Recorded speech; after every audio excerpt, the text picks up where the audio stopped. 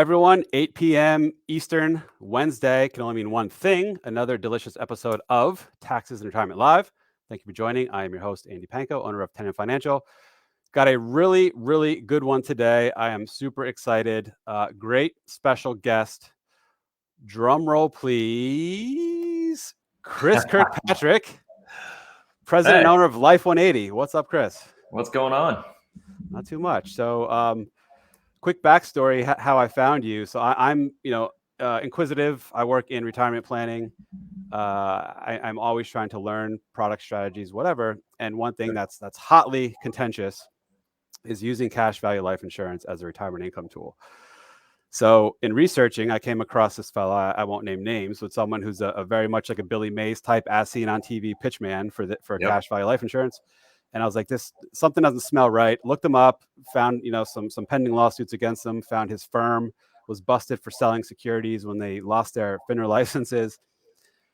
And I came across a video you did that was calling out this same person in great detail, referencing all this research that I had coincidentally found. I was like, wow, this guy and I are on the same wavelength. And then I started watching other videos. I'm like, holy moly, he absolutely nails the understanding of life insurance, when it's good, when it's bad, when it's not. I need to have him on to talk about this because lots of people have lots of questions. You seem like the guy to answer it. Rock and roll. Well, I'm here to serve, man. So I'm an open book. So anything I can do to help, let's do it. Awesome. And just quick background. So, I mentioned this to the group members before, but you previously sold life insurance, had licenses up until 2016. Sold particularly in Index Universal Life, which is most commonly the one used as this retirement income tool, or pitched as, I should say. And then you stopped. You started up your own sort of marketing development agency, now specifically focusing on helping insurance agents build themselves, their business, their markets. So and teach them how to sell the right way, which is important. Yeah. It's a catastrophe, honestly, in the marketplace. And unfortunately, it's funny. Like when I talk to people who reach out to me, because it's so funny, because my YouTube channel has grown, steadily. And even though you've watched some of the videos, I tell everybody, I'm like, I'm not licensed. I can't sell you anything. So don't call me to ask me to sell you life insurance. And I literally would have 20 people a week get on my calendar being like, hey, help me get life insurance. I'm like, I can't. And so it's just, the thing is, though, after a half hour of talking to people, I'm like, oh my God, that person knows more than the life insurance agent they're going to go talk to. So it's scary. It really is. It's pretty scary how low the education is out there, for the agents. But really, that just comes down to the fact that the reason is because all the training comes from companies, right? And the companies, if you really do life insurance the right way as an agent, you're literally taking a 90% commission pay cut. And it's hard to make it work as an agent in the business, right? It's hard to make it work in the financial industry in general. I used to have all my licenses, not just insurance, but my equities license and all that stuff too. And so, I know it's hard. And so to take a hard business and teach somebody, something that's much more complex to sell, and then say, oh, and in the process, we're going to have you take a haircut on your commission at the same time. That's it's really hard. Well, cool. So I got this little bit I do where I do these dad jokes. Normally I'm talking to no one. So it's always fun when there's a live person on the other end to watch these things flop. That's so awesome. Anyway, quick question. Why did Dracula not want to attend the business meeting? Why did Dracula not want? Should I get my 7-year-old for this? It wouldn't hurt. Not want to attend I don't know. He was afraid of the stakeholders, of course. Stakeholders. Come on, man. Oh man. They get better. Wait, dude, that's a good dad joke. I put a lot of pride in these. A wizard asked me to proofread one of his scrolls last week. Actually, it was more of a spell check. You know what I'm saying? Because the wizard has spells. Yeah. Oh, look at that. Yes. You're now like, man, what did I get into with this clown? This is awesome. And the last one. And the Lord said unto John, come forth, and you shall have eternal life. But John came fifth and won a toaster. He did not come forth. Oh, man. All right. And just finally, for both our interests, this video is only general explanations and education. It is not specific tax, legal, or investment, or insurance advice for that matter. Before considering acting on anything you see in this video, first consult with your tax, legal, investment, or insurance advisor, which neither myself nor Chris are. We are just two guys here laughing at terrible dad jokes and helping explain cash value life insurance. Perfect. All right. For those who are interested, and I'll be sure to shout this again at the end because I think this is tremendously helpful. Chris's YouTube channel right here, Life 180. Definitely check it out. A absolute boatload of phenomenal videos. A lot of it insurance related, some not, but the insurance stuff is top notch for those of you who are interested in, the straight skinny on the pros and cons of all sorts of insurance. So, all right. So this group is about taxes and retirement, and it's broadened more into some more general kind of retirement-focused financial planning, not just taxes, etc. Okay. Group is very sharp, and logically, it comes up from time to time. Well, what about using life insurance as a retirement tool? Either because I saw some guy in another Facebook group say it's the cure to all my ailments, or I have someone else who recommended it, or I read a book on it, or what have you. Totally. So, and what I find is it can get really complicated really quick. So just to set the stage, I think everyone is loosely familiar with term life insurance, right? Yep. You pay a certain amount of premium every year, let's say for 20 years. If you die within that 20 years, you get paid out, whatever, $1 million, death benefit. That's it. Policy's over at that point. Or if you hopefully live, at least those 20 years and then some, policy's over. You don't get your money back. That's fine. You can't view it as a loss per se because you paid for potential insurance. Everyone gets that. Yep. Cash value is where it gets complicated. Can you maybe just start super high level? What is cash value life insurance? Well, cash value life insurance, it would kind of fall under the term of permanent life insurance if you structure it properly. So whereas term life insurance, you buy it for exactly that. You buy a term. It's either a 10-year, a 15-year, a 20-year, a 30-year. You can get annual renewable term, but that term is defined by the contract, right? Like, so it's very clean, very understandable. Permanent insurance is saying we're gonna take your insurance and we're gonna make it permanent, and it would be typically a permanent contract will go to age 120. So you buy a life insurance policy. It's a permanent life insurance policy. It's going to accumulate cash value. There's going to be a death benefit. It gets complicated because there's different structures in which you can do it, but to keep it simple, and we can get more complicated as we go here, but this kind of stack the complexity to it. On its simplest forms, you have, a period of time, you're going to insure yourself to 120. It's going to have an endowment component to it, meaning if you happen to live to 121, instead of getting a death benefit, they're going to give you what your death benefit would have been and just going to give it to you in cash, right? So it's guaranteed money, right? That you're going to be getting at some point in time. Either, you're probably not going to live to 121, right? Let's face it. So, who knows? But I'm hoping. But like, if you, whenever you die, whatever that looks like, that will get paid to your estate, and it would pass on to your heirs, whoever you decide that to be. In the meantime, you're going to make premium payments. Those premium payments typically in a standard policy would be level premium payments. Let's say you're paying $10,000 a year or $1,000 a year, whatever it is. That's a level premium payment. So what you're paying today when you're 40 is going to be the same when you're 65. There are different things you can do. You can pay through age 99, which is very, very common. I'm not a big fan of those policies because it keeps people stuck paying premiums during retirement when they're, it never made sense to me why advisors would create policies for their clients to be like, have this insurance payment all the way through 99 years old when it's very easy to say, hey, when do you want to retire? 65? Okay, let's stop your payments then. So. And then all else equal, I assume payments are larger if you stop it in a shorter amount of time, right? Not necessarily.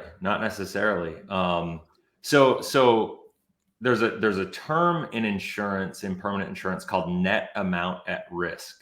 Okay. That's a very important thing to understand. So there are different ways to structure any permanent life insurance policy that includes cash value with it. And so let's say you buy a $500,000 death benefit, and that's just what you were going for. You said, I want $500,000. And this isn't how I would sell it, by the way, but I'm gonna like, let's start here. If you wanted a $500,000 death benefit, and let's say you were paying $3,000 a year, right? Okay. So that $3,000 a year, which sounds expensive if you're going, whoa, I could get $5,000 or $500,000 of death benefit in a term policy for like $300 a year, right? Like, so why would I pay $3,000? We'll go there later. But like, you're paying $3,000 a year, so you can structure it so that $500,000 death benefit, that net amount at risk next year, there's going to be cash value. Let's say there's $2,500 in cash value in the policy. The net amount at risk now is not $500,000; it's $497,500. Does that make sense? Yes. The death benefit minus the cash value. Okay. It's the spread between the cash value, surrender cash value in the policy, and and the death benefit. So now the insurance charge is based on that $497,500, not the $500. Got it. Okay. Make sense? Yes. So if you were to die tomorrow, then it's not the insurance companies. They don't have their full 500 at risk. They're basically paying you 497.5 out of their own coffers. The other 2,500 is just giving you back your cash value. Yeah. Okay. And so that is true. And so this is why like people like Dave Ramsey love to hate life insurance, because what happens is let's say, how old are you? 42? 43 actually. 43. So you're 43. Let's say you pay, like, you got a policy today and you paid on it for 20 years. And at 63, you had it paid up. You had a $500,000 death benefit, and your premiums got to the point where it's $500,000 in cash value. So now you don't have any, net amount at risk. Okay. Like, that's really what they would do in a lot of situations, which, once again, I'm not saying is the way to do it, but this is why most insurance agents don't know what they're doing, like, because they do it the wrong way. And this is why Dave Ramsey hates it, because he looks at it and he goes, why would you do this? Because you're just, when you get paid the death benefit, you're just getting your own cash back, right? Okay. Like, it doesn't make any sense. Now, I could make an argument in that situation that at least that money, if you want to compare it, and we'll go here a little more too, is if you want to compare a whole life policy, for instance, and there's a difference between different types of policies, but for this example, a whole life policy compared to a bank account, like a savings account, right? That it would have guarantees with it, right? Like, if you compare apples to apples, the savings account, if it were to transfer to your heirs, like your kids or any other beneficiary outside of probably your spouse, there's going to be tax ramifications for inheriting that, right? Whereas the life insurance is typically going to go tax-free, right? So there's benefits there. But the way that I always kind of tell people to think about it is, and I don't want to jump ahead on you if you have other questions, but the way that I always tell people to think about it is I'll say it this way: the biggest mistake that people make, when it comes to permanent life insurance, is they think of life insurance as an investment strategy, right? Like, but to be fair, it's often sold as such, which is why people get confused. Which is totally messed up in my opinion. And not to say, listen, I use life insurance as an investment personally, right? Yeah. But to sell it as an investment strategy is wrong. And I know that's a confusing statement, but I promise you it will make sense as I keep going.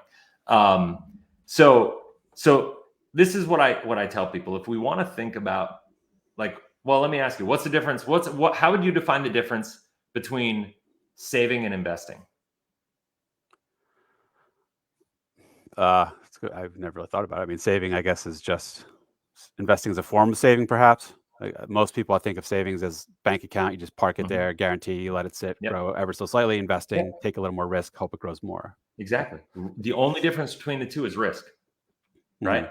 Like, with investing, there's a lot more upside, right? And with saving, it's guaranteed. You put your money in a savings account. It's got FDIC insurance. It's guaranteed to get your piddly 0.1%, return, whatever return that your bank is going to give you. And so what I always tell people is the biggest problem that has happened, I think, in the insurance industry is this product called Index Universal Life was created in the late 90s, right? And I'll tell you a little story on why it was created. And I was talking to the actuaries that actually designed these products in the mid 2000 period. And ultimately, if you understand the history, and I'm a total nerd about this stuff. So like if you understand the history of life insurance, like whole life insurance, mutually held life insurance companies have been around since like 1848 to 1852. Yeah. Like the Mass Mutuals, the Guardians, the Northwesterns, like all these big companies were around in the late 1840s, early 1850s. So think about it this way. They have been around since before the Civil War, right? Like that's crazy to me. Like that they've been, kind of weathered every economical storm and all this, stuff that's going on. And so what I always kind of tell people is like insurance companies are masters at managing risk. That's all they are. That is their job. Yeah. It's their job. Like they've been doing it for 170 years. Right. And and if you look at it, there's not a major, like literally only one major mutual life insurance company has failed in 170 years. One. Do you know how many banks failed in 2009? More than one. 572. Right. Yeah. So it's like, their strategies are just very secure. Now, that said, whenever, I mean, this is just, it's a matter of a risk profile, right? Like whenever you look at saving versus investing, like if you're going to get that kind of guarantee, so to speak, and that kind of stability and security, you're not going to have the upside. You're just not, right? So to talk about it, like, right, you're just not going to. And so what happened was, if you understand like the scale and kind of like what the economic environment we've been living in, like 1981, interest rates, mortgage rates, everything was like 19-20%, right? Yeah. And so then we lived in this from 1981 to 2009, we had this declining interest rate environment, right? That stimulated the economy, that did all sorts of things. We had the tax cuts, when Reagan was in office, and everything was amazing, right? Like taxes are going down, interest rates are going down, the economy's going crazy, and that's phenomenal, right? Well, but the problem is that life insurance companies manage their general funds, which is where they hold all their money, which is how they pay their dividends, which is how they kind of manage everything. They use bonds and long-term notes and like guaranteed funds, and they ladder these out. So in 1980, they were buying 20-year bonds, 30-year bonds that were paying 20-22%, right? So that's amazing when you get to 1995 and everybody else is getting 6 or 7%, maybe 8%, and the dividend in a life insurance contract is still 11%, right? Like that's because they got these old bonds. But what happened was they started maturing in the early 2000s, a lot of these. And so into a really low interest rate environment.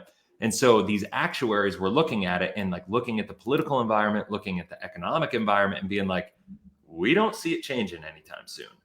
And with the guarantees of 4% that we have in these whole life policies, we're going to be potentially in trouble. So we need to do something, right? We need to stop selling as many of these, first and foremost. And it's funny, I could show you a graph. I don't have it on me. I wish I had thought we were going to go here, but like you can see this graph of how whole life sales just dropped off a cliff in like the late 90s, and index universal life started going like off the charts, like from like 2004 to 2009. And then from 2009 to 2015, it went even crazier. And so the reason is because the insurance companies wanted to scale down their sales of whole life, because when you buy a whole life policy, all the risk is on the insurance company, right? And when you buy guaranteed dividend, because of the guarantee dividend, right? It's a guarantee plus a dividend. That's the thing. They guarantee 4%, but like right now, these major mutual companies are paying 5.25% to 6.2, depending. So that would be the 4% plus whatever to get to that 6.2 in that instance, right? Like 2.2% dividend on top of the 4% guarantee. And so what they did though is they said, let's sell index universal life because we can make it look really sexy, kind of like, well, like let's take something that looks like it will give you everything a whole life policy gives you, and you can have more upside. And so what they do is they created indexing. That's why they call it index universal life. And by the way, in 1981, that's when universal life was created. Regular UL insurance was created. And regular UL had like a 6-year window where it was extremely popular, and it went through a very similar cycle that Index Universal Life is going through now. The IUL cycle is probably going longer than, from a success perspective, than the UL window had. But the problem is, if you look at what happened to UL in the 80s, sales were off the charts. People bought it as an investment alternative, all the retirement income conversations, because it looks really nice when, you know, when interest rates are high and the fixed markets are good and they can do all these things. But when that keeps going down, then they perform worse and worse and worse. And it's hard to illustrate, you know, that impact on the cost, the internal cost of the policy. And then they all implode. And so you think you're going to end up being able to pull $50,000 a year of income out of this policy, and then you wind up not having any money, not alone. Right. Like, and that was a problem with regular universal life. So then they said, okay, that didn't work. Whole life is still too much risk for the company. So let's create a hybrid Index Universal Life, where we're gonna buy universal life, or we're gonna. Well, do you want me to explain how universal life works? Or is it, how do you? Let's step back a little. So you mentioned mutual insurance companies. So yes, a few things to keep in mind. I coincidentally worked at Prudential from 2000 to 2004, and I was there for demutualization. Yeah. No, I got paid out some small amount of equity because I was a stakeholder. But anyway, cool. So mutual insurance company is simply, there's not external shareholders. It's the policy owners are the ones who own the company. So they don't have to answer to Wall Street, to quarterly earnings calls, to whatever. That's mutual, and those are the ones you mentioned have been around, you know, pre Civil War. So Prudential was also one of the really old mutual insurance companies. In early 2000s, they demutualized, meaning they went public. So shareholders got basically paid out their interest in the company. It's not public, whatever.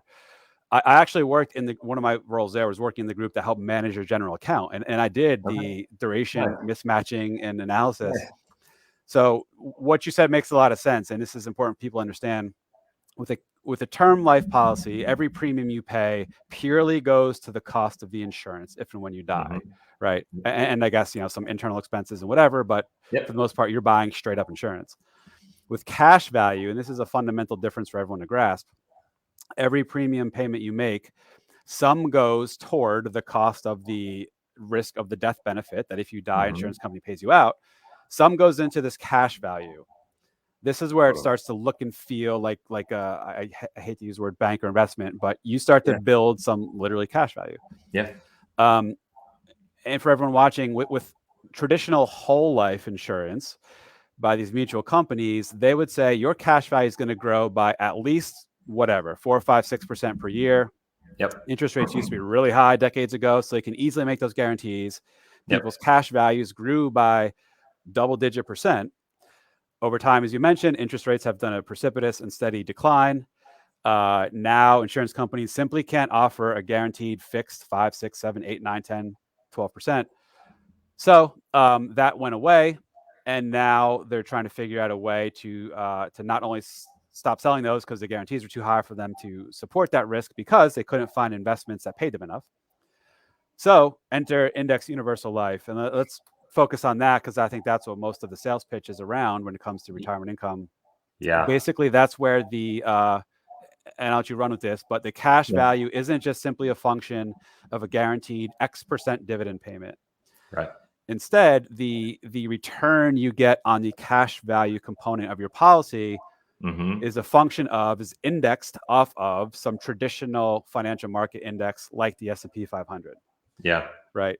And it's not an investment because you're not actually invested in it. Instead, you effectively have a side bet with the insurance company that says if the S&P goes up 12%, we'll give you whatever, 30% of that. So you're going to get 4%, you know. So some years it'll be 0, some years it'll be really high, and everything in between. So that's sort of the sexy allure. You can potentially earn more, etc. So I don't know. I guess go from there. You know, kind of lead us into Index Universal. No, you're right. So there's a couple things. So you've mentioned, we've talked a little bit about the general fund or the general account of the life insurance company. So it's important to understand that every dollar that you put into a life insurance contract, and you mentioned this, but I want to touch on this one more time, because when you are part of a mutual company, and even private companies, this kind of works to a certain extent, but especially with mutual companies, you are the shareholder, of that company. Now with these other private companies, which most IUL companies are private companies, they're not mutual. There are some that are doing that are doing IUL that are mutual as well. They're kind of like trying to double dip, and what they're doing is they're trying to offset the risk, that they have with the guarantees in their whole life policies. But the biggest thing to understand is with IUL, that common sense goes a long ways, right? Like there's all these people out there selling all these strategies, trying to make it look really attractive, trying to show you how you can get tax-free income, and all these benefits that go with it, right? But the bottom line is, if it looks, like a skunk and smells like a skunk, it's probably a skunk, right? And so when you start thinking about it, like I would caution anybody who's talking to an IUL agent, if they're pitching all these things, I would just say, okay, the biggest thing that I'm seeing right now is IUL agents will say, well, we get upside potential, downside protection. So the foundation is let's say they say we can get you a cap rate, meaning the most we're going to tie you to, let's just say the S&P 500. Okay. Just keep it simple and talk about one moving part. They'll say, we're going to tie you to the S&P 500 index. Right. And if the S&P goes up 12%, you're going to get 12%. If it goes down, if it's flat, you're going to get 0. If it goes up 20%, you're going to get 12%. Like you're capped at 12. Yeah. If it goes down 20%, you're going to get 0. You're protected. You can't lose. So the idea is they say, and believe me, I bought into this when I first joined the industry, and I sold. It sounds great. Yeah. I sold way more of this than I care to admit, and because I didn't know what I didn't know, and that's my problem with most of the agents out there is they don't know what they don't know, and they're selling this like they think they know, you know what I mean? Yeah. And so the reality is like the 12%, like I'll tell you this. So I sold the insurance companies use these high cap rates as a marketing expense. Literally, they write it off on their books as a marketing expense. Okay. Like think about that. So you understand this probably, and I don't know if people watch all, but life insurance companies offer two products, well, multiple products, but two ideas of products. They have insurance, and then they have annuities, which is it's another insurance product, but it's an income insurance. It's the risk is inverse, right? Yeah. So you understand that. And so every company that sells an index universal life, almost every company, I can't say every, but almost every company I've ever seen that sells index universal life also sells a fixed indexed annuity. Okay. Yep. They have the same indexing strategies. They use the same indexes, and yet on an IUL where the cap rate will be 12, the cap rate in the annuity will be 4.5. Ah, okay. Why do you think that is? So larger cap rate on the index versus the annuity. Because it'll result in a smaller annuity balance on which they'll have to pay out guarantees.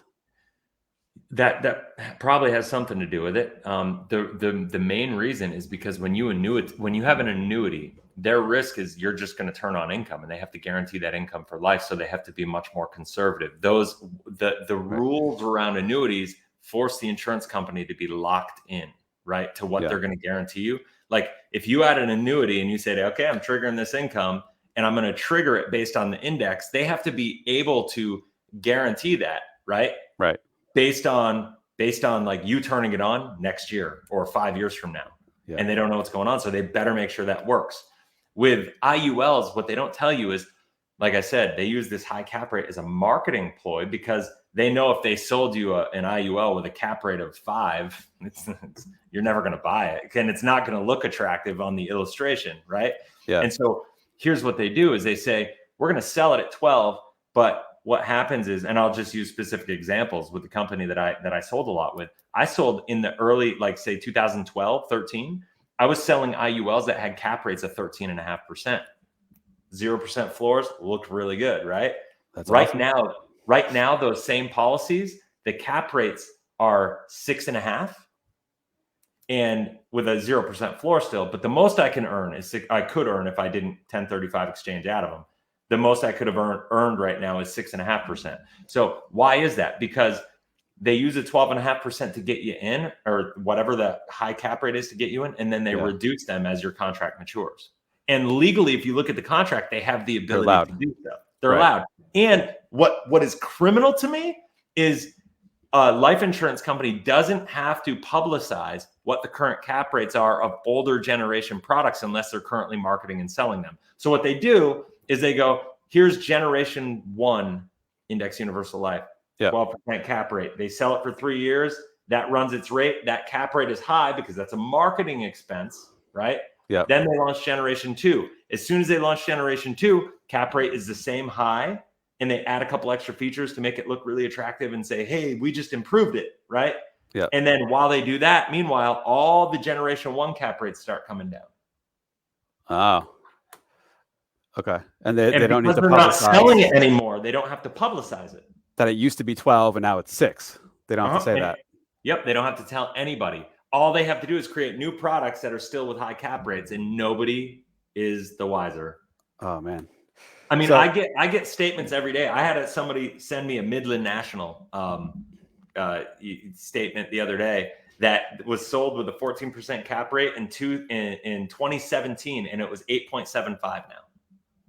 And she had no idea. The only way to even notice is to go through your policy statement. They don't notify you. They don't have to notify you. And so if you're thinking the highest you could get is 14, and now the highest you can get is 8.75, it's never going to perform. It's not going to happen. It's illustrated. You have no chance. Yeah. So for everyone watching, when you are interested in one of these policies and it's sort of pitched to you as a little bit of everything, it has a death benefit, it has a cash value that will grow, guaranteed, no risk of loss. You can use it for whatever, you can take loans against it without those loans being taxable. You can take out your own contributions without that being taxable, as long as you don't take out more of what you put in. Tax-free benefits, features, upside, zero loss, etc. And all those things are to some extent accurate. But here's what you have to pay attention to. You get shown this illustration. Illustration is basically a big spreadsheet the salesperson will show you saying, look, you're projected, you put in $5,000 a year for 20 years at the assumed average growth rate of whatever, X percent per year. Look how your policy, the cash value is slowly, it's not going to be much, but over the years, it's just going to boom. It's going to take off. It's going to compound. It's going to grow. Fast forward 20 something years, by the time you're in your 70s, now you got, hundreds of thousands of dollars of money you can take out tax-free or take loans against without paying tax on it. Yep. And that's where it seems awesome. But like you're saying, the devil's in the details, right? The initial illustration they show is the most, rosy they're allowed to show by insurance regulation standards. That doesn't mean it'll happen. Right. And oftentimes they can drop those guarantees along the way. So they're not nearly as guaranteed as they're initially made out to be. And they're not guaranteed at all. First of all, they're not guaranteed at all. In fact, they're guaranteed to drop pretty much. Statistically, every insurance company out there that does these things always drops. It's 100% of the time they drop their cap rates and participation rates and all those things. Do you want me? You sent me an illustration. Do you want me to share? Because if I had an illustration to look at, we don't have to go through it. It might be a little too in the weeds for now. I'm just trying to think what else.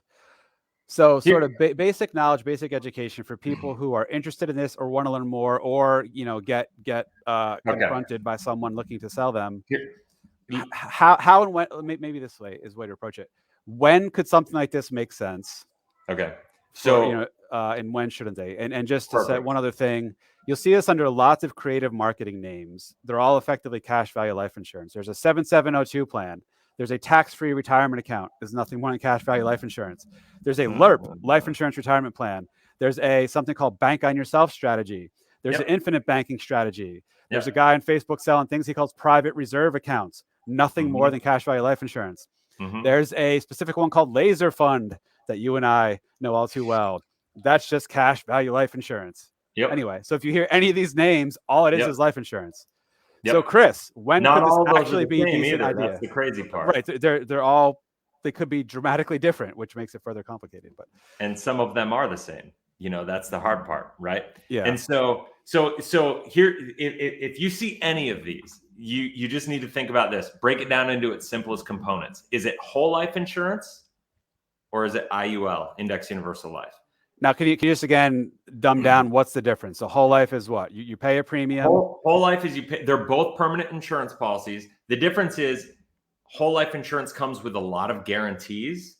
Okay. Right? And Index Universal Life doesn't. Right?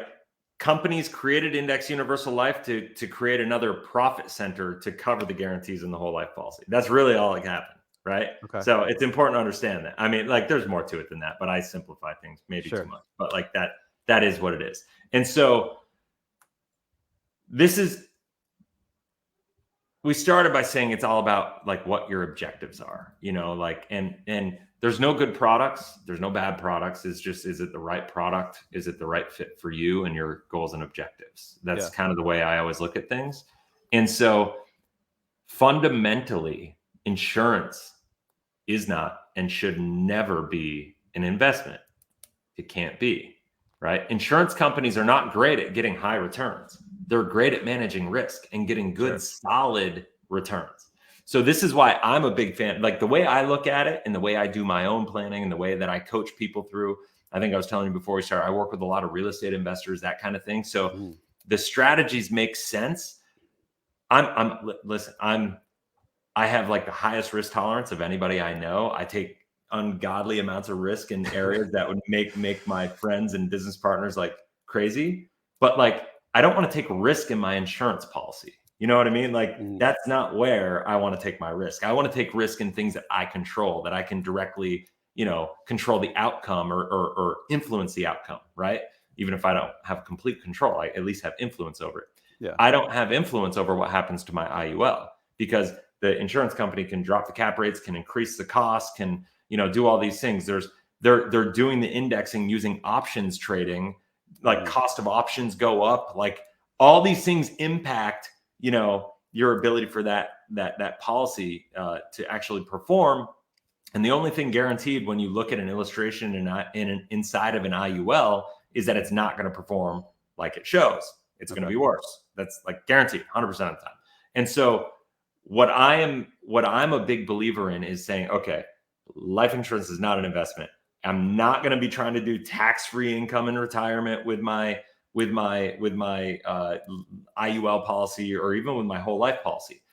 I look at life insurance as a savings alternative. So like, I'm a big believer. So I'm personally, and I don't know like how you stand on this, so I'll keep it as brief, whatever, but I'm a big believer people need to save before they invest. That's just like, I feel like, and the difference, like we said, is just risk, right? Like, I believe we need to save money before we go out and invest, because like, we got to prepare for the challenging times. We got to make sure we have money that's liquid for opportunity. That's not necessarily the best strategy for everybody, but for me and for the people that I work with, like, it is, because we're opportunistic people. We're looking for opportunities. Like, I have the mindset where I want to lock in a 4 to 5% guarantee in my money, and in an account that I have liquidity, use, and control of. And then when I see opportunity, when a 2008-9 happens, when the next correction happens, I want to be prepared for it, and I want to be able to capitalize and buy discounted real estate, buy discounted businesses, buy discounted assets, because I have that capital, and then I can make a big return, in a very short period of time to make up for what I didn't make in that window. You know what I mean? Yeah. That's my mindset. But just to be clear, so whole life has a guaranteed minimum level of interest you get on your cash value. Totally. Yep. But it's not, and therefore there's loosely a savings type component to it. Yep. But it's not the same as saying, I put $10,000 into the policy today. It's going to grow by 5% next year. I can take out 10,000 plus 5% next year. No. Right. Like, no. So everyone's clear. It's a longer term. You got to let it sit and bake type of strategy. It's a longer term. So you're buying into a concept. Like, if you believe it. So first and foremost, you have to think life insurance is a savings alternative, not an investment alternative, right? Yeah. So I call it a savings account on steroids, right? And you have to have your expectations in alignment. Like you just said, it is a long-term strategy, but it's not as long-term as most people think. Like I actually helped somebody design a policy the other day. They had some money sitting in some CDs that was just not making a lot, right? Like it was what it was. They had like a couple $100,000 sitting there and earning like 1.2%. Like it was just ridiculous. And so they front loaded a bunch of money into the whole life policy, and then they committed to like a $20,000 a year premium. Yeah. But by year 3, the money in the whole life policy they had more money available in the whole life policy than they had contributed initially by year 3. Plus they had like $1.8 million of death benefit that went with it. Right. Okay. And that money that they had was liquid, and it was guaranteed from year 3 and on to be earning 4%. So if they wanted, hypothetically, if they wanted 3 years in to take out that, whatever it was, $300,000 plus interest. Yep. What happens then? So they take out all the cash value. So they borrow against it. That's the thing. Like you want to borrow. You never want to withdraw. You want to borrow against it. And there, I don't want to get in the weeds on this. There's a lot of different strategies, but there's actually something banks will do. Like I just had a client do what's called a cash value line of credit, right? Mm. So like a home equity line of credit, banks will actually give you a cash value line of credit. Because if you borrow from the life insurance company against your policy, you're going to pay 5%. It's basically, you're kind of washing it out. Yeah. But you can go to a bank and get a cash value line of credit for the federal funds rate plus 1%. So I can go in, I could borrow $100,000. And if I get a cash value line of credit through a bank, I can get that 100,000 at 1.25%. All the while, my money's going to be growing at 4%, right? Like so, I'm baking in like a 2.5% arbitrage. And if you do, where am I going with this? Let's say you do take a loan out, a sizable loan out. Mm-hmm. Let's assume for now, just from the insurance company, because these are how the IULs are pitched. At least you take a loan from them. Yeah. If you were to die, and you can pay it back whenever, but if you don't, and you die tomorrow, does it just dollar for dollar reduce the amount of death benefit you'd otherwise have? Yep. Okay. That's all it does. Any outstanding loan plus the interest that loan had, if you don't pay the interest only, or if it compiles, the loan plus the interest, it just reduces the death benefit on a dollar for dollar basis. And then if you were to borrow from a bank using your cash value policy as collateral, I guess same thing. You die, you got to pay that loan off, basically, right? So whatever death benefits you get, you pay off the bank. Yeah, it's actually with the cash value. So cash value lines of credit through banks, they will not use it for an index universal life because they know the risk associated with it. Okay. They'll only do it with whole life insurance. And so another reason that I like, it's just like use common sense. If the banks aren't willing to do it, why would you? But they actually, you sign paperwork with the bank, like they collateralize your cash value policy. Kind of like they would collateralize your house, right? Like they're going to get their money back. And so if you were to pass away and you had an outstanding loan with a cash value line of credit with a bank, the life insurance company is going to send them a check to pay off that loan before they send the rest of the money to your heirs. Okay. Interesting. So just important takeaway, I think whole life, guaranteed interest, and if you front load it, you put a lot into it to build up the cash value faster. Yes, you can get attractive rates, 4 or 5%, whatever. Yep. Whereby within a few years you can access that, but it's technically a loan. You wouldn't want to actually take it out. Not that that's necessarily good or bad, but important people understand. For sure. It's a loan. Yeah. And you want to make sure it's not a withdrawal, because the whole tax-free benefit of it has to do with the fact that you're taking a loan against it, because and loans aren't income. And loans aren't income. Exactly. And so it's an interesting way to navigate the tax code. And it actually works if you do it the right way. But if you do it the wrong way, and quite frankly, the way it's being sold most of the time is the wrong way, and it's the wrong product, and it will burn you. It will really, really come back to bite you. The only other thing I want, and with that perspective, though, there's two things I guess I would say. The two ways that I like to use whole life the most, just hopefully for benefit for everybody, is real estate, like saving. Like for this person that I was just giving the example, she's got like $230,000, $240,000 of cash value after year 3, right? And at that point in time, she could buy a real estate investment property, right? And cash flow it, and then get all the tax benefits and everything that come with real estate. use the cash flow from that property to pay back the loan or pay back the cash value line of credit and recapitalize that, all the while the house is going to appreciate. She gets all the tax write-offs, all that stuff. It's really phenomenal strategy. But and that's a really popular one. That's probably the most common way I work with people. But the other thing that I think is really important is, while I'm not a big believer in utilizing whole life insurance or any insurance as like an income strategy, I do love it as a volatility buffer strategy. Right. And I'm sure you've heard of that, right? Sequence of return, markets are bad. Yeah. Pull from that instead of selling stuff. So if there's nothing worse than liquidating a negatively performing asset, right? Like, so if you're in retirement, the sequence of return risk is real. And so if 2 years into retirement, your account portfolio goes down by 30% and you're still having to pull income out, that's really going to hurt your long-term prospects.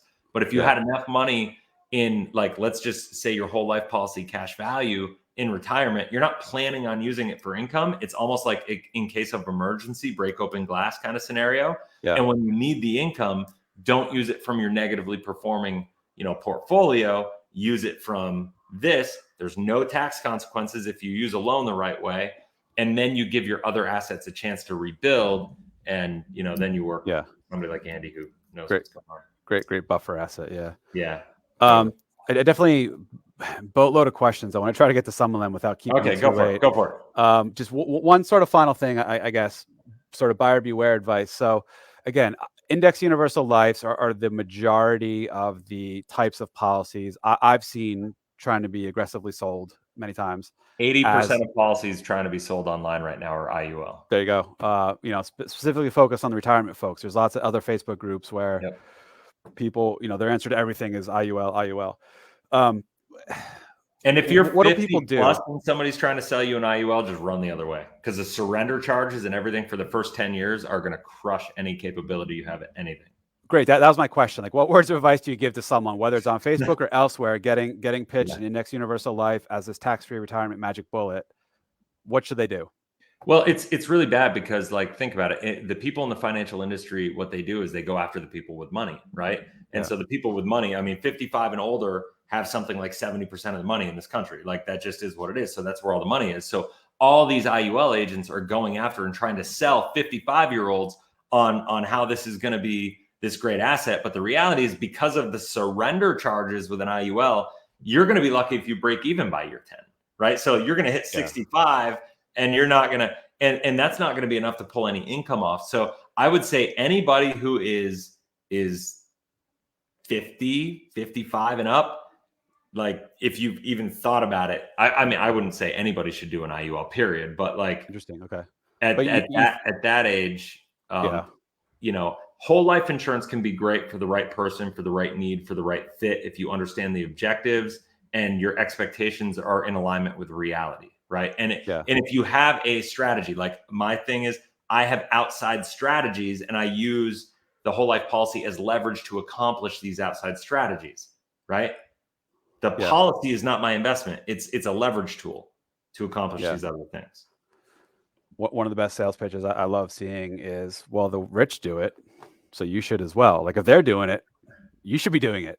So, right. Well, so here's the thing is, there's some truth in that. And it's like, if you don't have the skills and the abilities and the tactics and, the desire to grind, like the Rockefellers, did, like, everybody loves to use the Rockefellers for some reason, or the Vanderbilts, if that's not your personality and you're not an entrepreneurially driven person and you don't want to do real estate and you don't want to buy, like, rental cars to rent on Turo or Airbnbs or anything like that, it doesn't make sense for you. It doesn't make sense for you. It just doesn't. So go do something else. But if that's your inkling and you're like, I want to get an Airbnb, I want to buy real estate, I want to start a business, I want, like, something like, then it can make sense, right? Then it, like, but it's not this one size fits all solution for everybody. And that's what drives me nuts. Yeah. But it's sold as. It is, sadly. All right. Man, dude, I can talk to you for hours about this. Trying to not to geek out too much. Let me you got a hard cutoff time or anything? No, man, I'm good. So it's I love this almost stuff. 9 I'm like o'clock you. here. I could just keep going. All I right. love this stuff. Thankfully, you're in Arizona, so it's almost 9 on the East Coast. You Oh still have yeah, plenty of yeah. hours left, so we'll put you to True. work. Oh man, where do I start? Sorry, just looking here. A very general question, but David Faltz, frequent contributor. Why would anyone buy anything but term insurance? I think we hit on that, right? It depends. In your case, pot of money, safe, stable, minimum guarantee, right? Yeah. Able to be used. I get this one a lot. Like, why would? Because a lot of people listen to Dave Ramsey, and he's like Mr. Buy Term, Invest the Difference, right? And like, there's that kind of contemporary train of thought. The thing I always say is, once again, if we're thinking about life insurance as a savings vehicle, not an investment, I would agree with you. Yeah. If you're thinking about life insurance as an investment, I would say no, go buy term. Like, go 100% of the time. You're right, go buy term. But if you're thinking of whole life or life insurance in general as a savings vehicle, I would say, what are your expectations? What do you believe you need to have saved in a safe account? Like for a savings fund, for an emergency fund, for an opportunity fund. It's different for everybody. I personally believe any entrepreneur should have 2 years of income in a safe, liquid, accessible account. Sure. That's if you are a W-2 employee that's going to be rank and file forever, and you just want to invest in stocks or whatever, you just need an emergency fund in case you lose your job or whatever. Figure out how much you want in a safety account, like a rainy day fund. And you can have a choice of saying, I want that in a savings account. But if you have it in a whole life policy, it's like a savings account on steroids, right? So I would try to figure out, what do I have to do to get to that point? That's why I would have a whole life policy over term, because it fills your, it's like it gets your dollars to do multiple things for you. Yeah. Okay.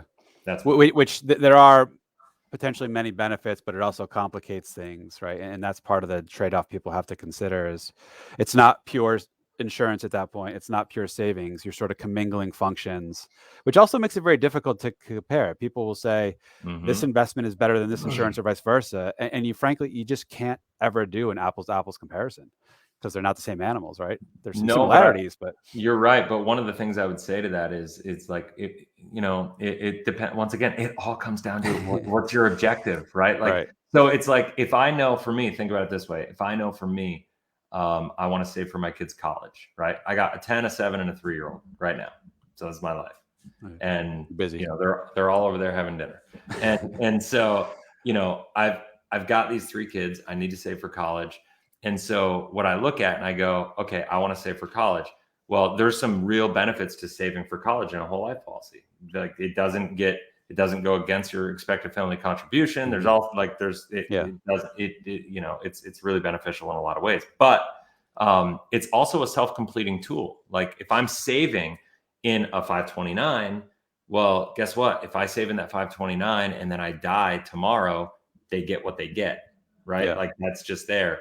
But if I save in this, I can make sure that the death benefit is completely in alignment with completing the function of what they need. So I'm like, I always kind of tell people, when you do it properly and you design it properly, a properly structured whole life insurance policy is the only way to guarantee that what you want to happen will happen when you want it to happen, whether you're here to see it or not.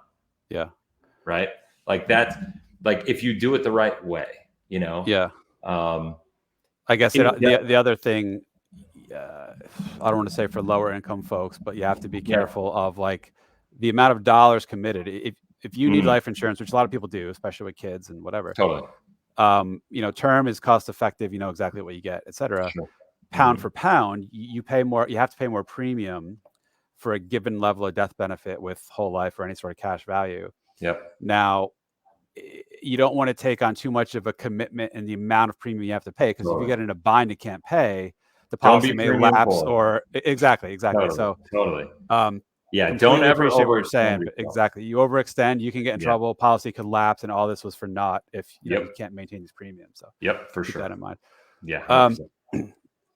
I guess feel free to not answer this if you don't think it's prudent, but what company sells a good, fair, universal life product? We won't hold you to it. This is not specific advice. No, like, the hard part is none of them. Like, honestly, like so universal in general is just not universal. No, like, think about it this, like, I mean, I touched on this a bit and I probably got too in the weeds. But from from a fundamental perspective, every life insurance company's general fund right now is earning 4 to 4.5%. That's it, right? Yeah. So let's use common sense. They're selling these things like they can get you 6 to 7% long term, like pretty much guaranteed, and it's safe and conservative. If their strategy was so good that it could get you that after all your insurance charges and costs and fees and everything, admin charges, why wouldn't they be doing it for themselves to get their general fund returns up to that level? More than the 4 to 5% that they're getting. Right. Yeah. Like, yeah. It's if they could actually do that, they would be doing it for themselves. Yeah. No, that's interesting way to think about it. And I've always, let me get this thing off the screen here. I've always thought, yes, I see these illustrations, and in theory, yeah, if the S&P goes up, double 20% every year, then yeah, this policy says it has to pay X percent. But the devil in details is that the initial, rates and the terms that they say they'll pay for you are guaranteed, but only for like 1 year, right? Each interest crediting period. After that year passes, if the actual results and the amount they're paying out to you is better than they thought they would, that's when they start cutting back what they'll start paying you going forward, right? It's worse than that. So you're never going to win. It's worse than that. They give you high cap rates early in the policy when the surrender charges are large, so you can't actually liquidate while you're doing well, or be too prohibitive to do it. Yeah. As the surrender charges, go away, the cap rates come down, right? So it's like it's a game. Like they just manipulate it to make sure that they're in control and they're protected.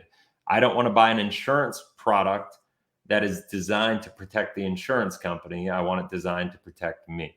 Right. That's a great way to think about it. That's why I go with whole life insurance and not IUL.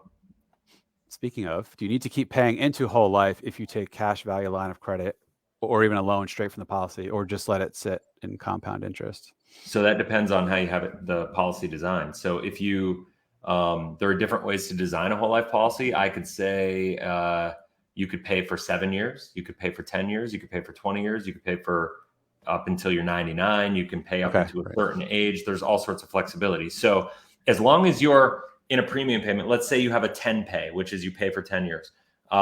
If you have a cash value line of credit, that's going to be associated with the cash value, and it reassesses what the cash value in the policy is every year. So your line of credit will go up as your cash value goes up. If you borrow against that line of credit, you still have to make your premium payment for the policy. And typically with a line of credit, you have to make interest only payments, which at 1.25% or whatever right now is like nothing. So but it still has to be taken into consideration, right? Like you still have to make that even minimal payment. But if the policy is more than 10 years old and you use a cash value line of credit, then you just only have the interest only payment. There's no premium payments. Got it.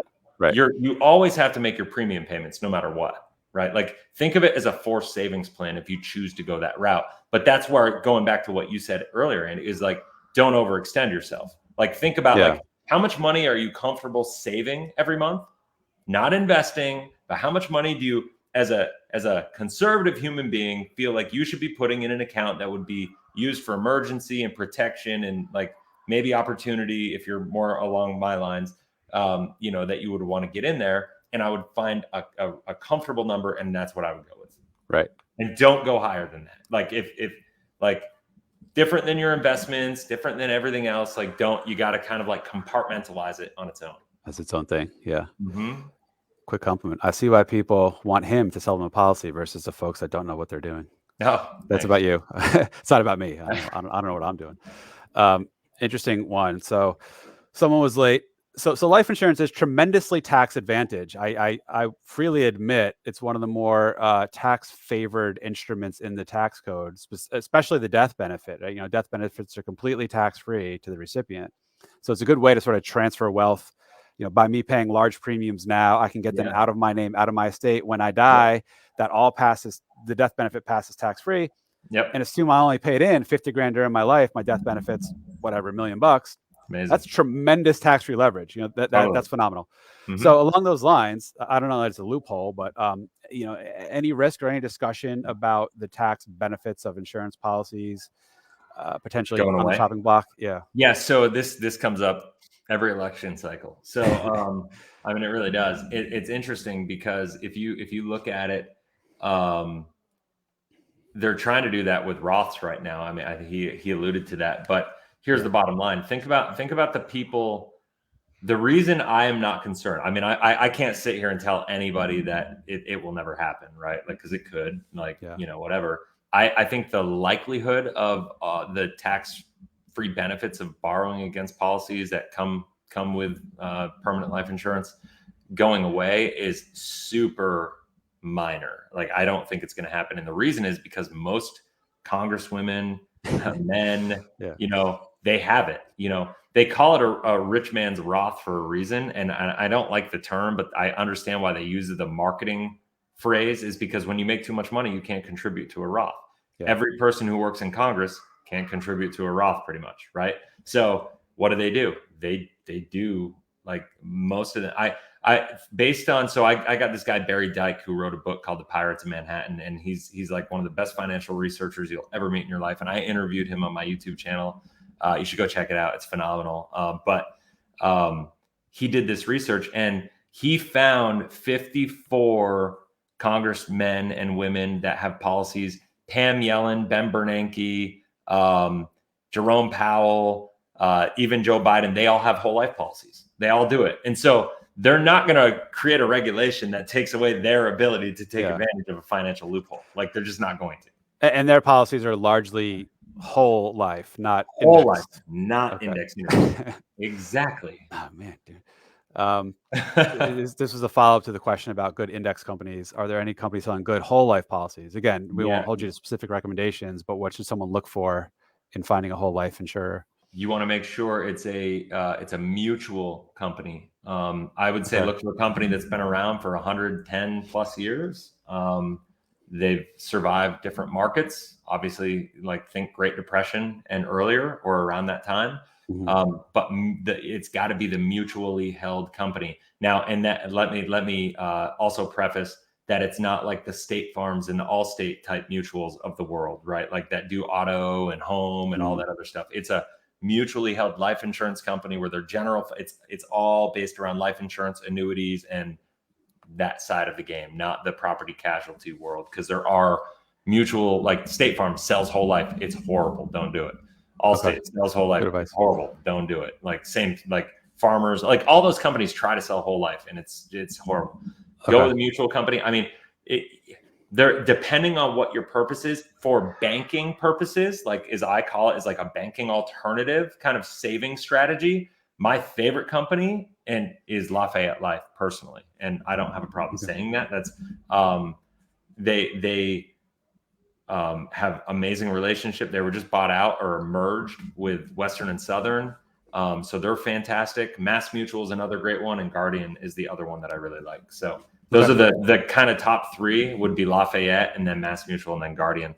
And the only reason I say all three is because it really depends on you. Your age, your insurability, your health profile. Every company has their own like risk tolerance that they're willing to take with different sicknesses, diseases. Right. If you're a smoker, if you are super healthy, they kind of manage it differently. And so it's good to kind of check out all three and see which one kicks out the best results for you. Ultimately. Okay. No harm in shopping around. Yeah, no, not at all. Who does customize whole life, and how do you evaluate costs? So I don't know if this means like which agent or which companies, but thoughts on that if someone wants to really. Yeah, I mean, it's the agent. Like, so I'll just use Lafayette Life as an example, right? So if you go to you could line up 10 agents. And this is one of the hard parts about the business in general. You could line up 10 agents and say, you all work with Lafayette, so I would assume that you're all going to get me the same whole life policy, and the reality is you're going to get 10 different policies. Oh man. And it's hard. And so you want to make sure you work with somebody who really understands what they're talking about. This is why I'm so passionate about training agents, because I still can't sell. I don't sell a thing. I just train agents because I'm just super passionate about people, getting the right help, because I believe so much in the product when it's done the right way. But if it can be either one of the best things you ever do or absolutely the worst thing you ever do with your personal finances. That's just a fact. And so, when it comes to those 10 agents, you want to make sure that it's totally transparent. And there's certain indicators that you look for in the policy. If anybody ever had, I mean, I do this all the time. It's probably the thing I do most for my YouTube listeners is just like look at people's policies and give them my opinion on it. Is it a good one? Is it a bad one? Is it a good, like whatever? And I'm happy. With that said, you're going to get flooded with requests now. Well, you know, like it is what it is. It's fine. But yeah, I mean, so you want to just find the right agent. You want to find somebody who really, you know, doesn't lead with product. Like that's the biggest thing I would say is like, I'm a big believer in process over product. Yeah. You know, and I would say like you get these agents that just try to like force this idea down your throat, like just go talk to somebody else. Yeah, it should be the person should figure out what the problem is, then figure out the best solution, as opposed to having a solution in which you're trying to find a problem to sell to. Right. Yeah, you're exactly. You try to create a problem to sell your solution. Yeah. All right. Final comment / question, and I will let you go. This has been tremendously helpful. Is there a good age range for getting a whole life insurance policy? I would say, I mean, it once again, it depends on your objectives. It depends on your needs. It depends on, I mean, like I've seen situations where a 75-year-old, it makes sense. I've seen situations where a 40-year-old doesn't make sense. You know what I mean? Like, so that's really hard. It really is based all about what your profile looks like, and what you want the money to do for you. And kind of, it can work well if you're old, if you need access to some capital along the way and you need flexibility, it can be a good thing. If you don't need access to capital, then it typically doesn't make sense. Like, and it can be a great way to transfer some of your wealth on a tax favorable basis when you're older. Like, you know, if you're really looking to get into strategic planning, it can make a lot of sense. But you know, there's a bunch of different ways that you can do that. So typically though, I'd say like it's 50 and under is like where you can, so let me say that if you're looking for a banking policy, it's 50 or 55. If you're healthy, I would say 55. If you're not healthy, I would say 50. Okay. And under. Just because the premium component is going to be so much more expensive. Because like the cost. Yeah, exactly. The cost of the insurance is going to eat into your ability to accumulate cash in the policy, and it's going to eat into the potential growth of the policy because the fees and the charges are real.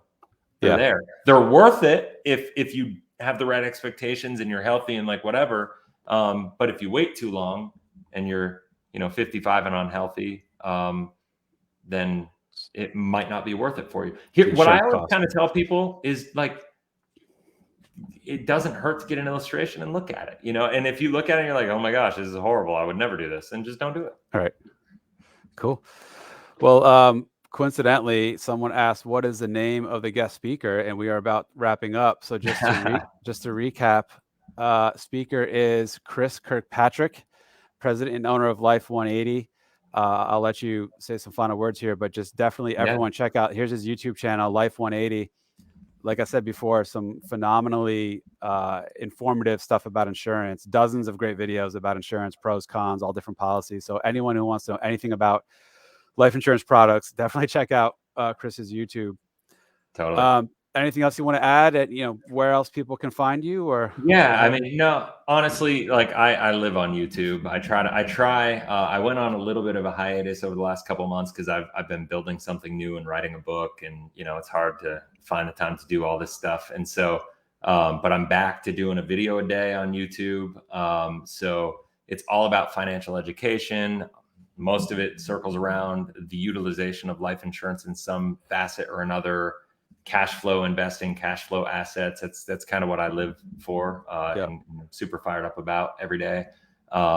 So if anybody's interested in any of that stuff, I like humbly will say, I think my channel is probably one of the best or most objective, like non-salesy, because I can't stand salespeople that just try to sell stuff and are hypey.